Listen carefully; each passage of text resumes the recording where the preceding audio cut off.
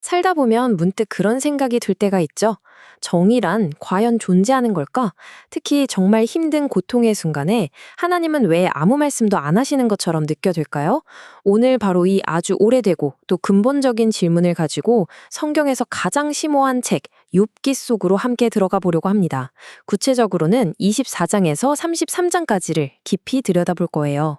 모든 이야기는 바로 이 한 문장, 욥의 절규에서부터 시작됩니다. 찢어지는 마음으로 하늘을 향해 던지는 이 질문, 어찌하여 전능자는 때를 정해놓지 아니하셨는고? 여러분, 이건 그냥 불평이 아니에요. 모든 게 무너져 내린 세상 속에서 어떻게든 정의를 찾아보려는 한 영혼의 처절한 부르짖음인 거죠. 자, 오늘 우리는 크게 5부분으로 나눠서 욥의 여정을 따라가 볼 겁니다. 먼저 하나님의 침묵에 대한 욥의 탄식을 들어볼 거고요. 그러면서 인간의 지혜가 어디까지인지 그 한계를 살펴볼 겁니다. 그리고 그가 과거에 누렸던 영광과 지금의 고통을 비교해보고 하나님 앞에서 자신의 결백을 주장하는 마지막 변론까지 따라가 볼 거예요. 그리고 마지막에는요, 이 모든 고난의 판도를 완전히 뒤집어버리는 아주 새로운 목소리의 등장을 함께 지켜보게 될 겁니다. 자, 첫 번째 장입니다. 욥은 이제 자기 혼자만의 아픔을 넘어서서 이 세상 전체를 향한 아주 날카로운 질문을 던지기 시작합니다. 도대체 왜 하나님께서는 이 땅에 불의가 이렇게나 번성하도록 내버려 두시는 걸까요? 여기서 욥은요, 단순히 감정에만 호소하는 게 아니에요. 아주 냉철한 관찰자가 되어서 현실을 똑똑히 보여줍니다. 땅의 경계표를 몰래 옮겨서 남의 땅을 훔치고 가난한 사람들을 착취하면서 잘 먹고 잘 사는 악인들의 모습을 보세요. 아주 구체적으로 고발하잖아요. 이건 뭐냐면 그의 친구들이 그렇게 굳게 믿고 있던 선한 사람은 복받고 악한 사람은 벌받는다는 그 단순한 공식이 이 현실 세계에서는 얼마나 쉽게 깨져버리는지를 보여주는 너무나도 강력한 증거인 셈이죠. 바로 이 지점이 욥이 겪고 있는 위기의 가장 깊은 곳, 바로 그 핵심입니다. 그냥 고난이 있다는 사실 자체가 아니에요. 그 끔찍한 고난 앞에서 하나님께서 너무나도 명백하게 침묵하고 계신다는 것, 바로 그 점이 욥을 가장 괴롭게 하는 거죠. 그리고 마침내 욥은 폭탄 선언을 합니다. 누가 감히 내 말이 거짓이라고 증명할 수 있겠는가? 이건 그냥 하는 말이 아니에요. 자신의 관찰이 틀렸다면 어디 한번 반박해보라고 세상과 친구들, 아니 어쩌면 하나님, 바로 그분을 향해서 정면으로 도전장을 내미는 겁니다.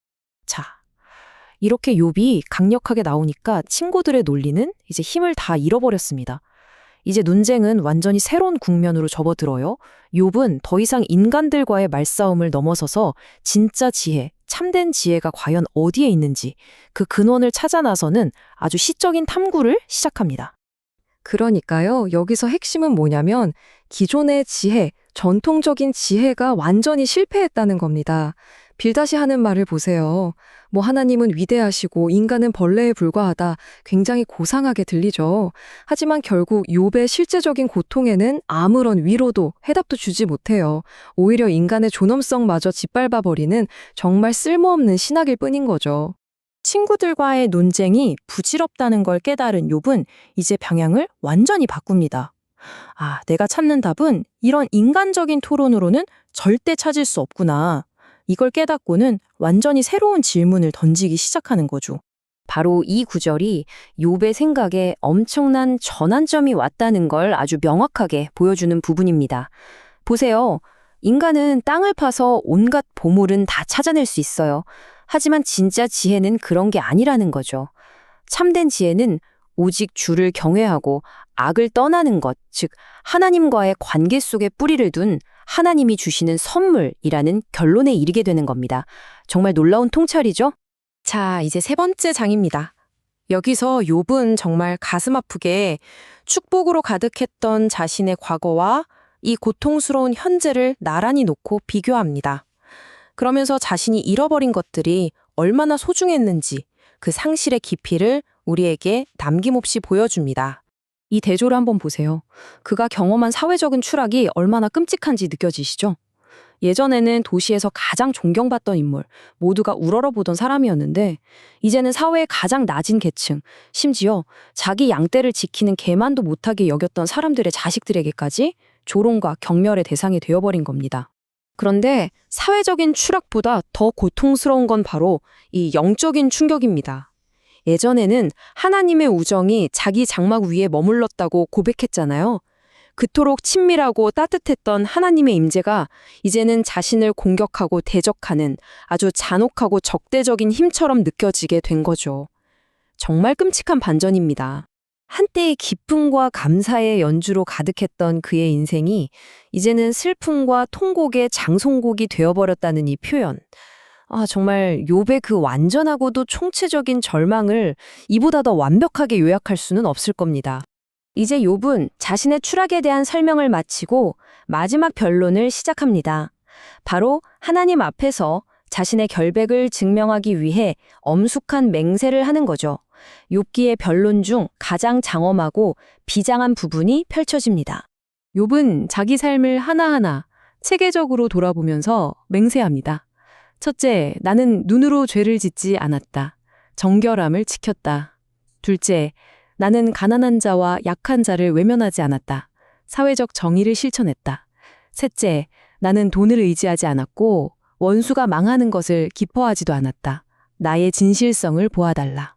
넷째, 나는 나그네를 박대하지 않았다. 환대를 베풀었다. 여러분, 이건 교만이 아니에요. 자신의 양심에 비추어 볼 때 정말 떳떳했기에 하나님께 드리는 필사적인 호소인 겁니다. 이것이 바로 욥의 변론의 클라이맥스입니다. 나의 서명이 여기 있으니 전능자가 내게 대답하시기를. 마치 법정 문서의 마지막으로 서명을 하고 재판장이신 하나님께서 직접 판결을 내려달라고, 응답해달라고 강력하게 요구하는 겁니다. 그리고 이 말을 끝으로 욥은 깊은 침묵 속으로 들어갑니다. 자, 이렇게 논쟁이 완전히 교착 상태에 빠졌을 때, 팽팽한 긴장감만 흐를 때 한 새로운 인물이 침묵을 깨고 등장합니다. 그리고 그는 욥도 그의 세 친구도 전혀 생각지 못했던 새로운 관점을 제시하기 시작하죠. 욥의 마지막 변론이 끝나고 정말 무거운 침묵이 흐릅니다. 친구들은 이제 더 이상 할 말이 없어요. 욥은 자기의 모든 것을 다 쏟아냈습니다. 바로 그 순간 모든 것이 멈춘 것 같은 그 교착 상태의 순간에 아무도 예상치 못했던 한 젊은이 엘리후가 분노에 찬 얼굴로 벌떡 일어섭니다. 엘리후는 욥과 그의 친구들 양쪽 모두를 향해서 아주 날선 비판을 쏟아냅니다.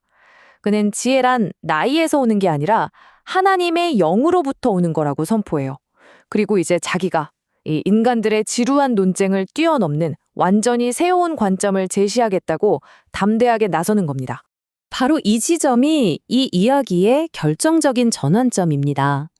엘리후는 고난을 재정의해요. 고난이 단순히 과거의 죄에 대한 벌이 아니라는 겁니다.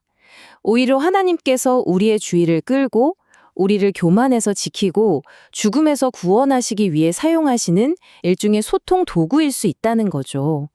다시 말해 고통이 하나님의 사랑의 확성기가 될 수 있다는 겁니다. 엘리후는 말합니다. 하나님이 침묵하시는 게 아니라고요. 욥이 주장했던 것과는 정반대죠.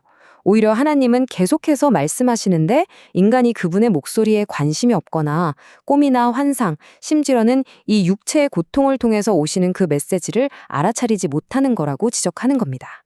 엘리후의 말이 모든 의문에 대한 완벽한 정답은 아닐 수 있습니다. 하지만 그의 말은 우리를 훨씬 더 깊은 신비 앞으로 이끌죠. 그리고 우리 각자의 삶을 향해 이런 질문을 던집니다. 만약 지금 내가 겪는 이 고난이 하나님의 메시지일 수 있다면 나는 어떻게 다르게 듣는 법을 배울 수 있을까? 어쩌면 고난의 진짜 목적은 우리가 모든 것을 이해하는 게 아니라 그 속에서 하나님의 음성을 듣게 되는 것에 있는지도 모릅니다.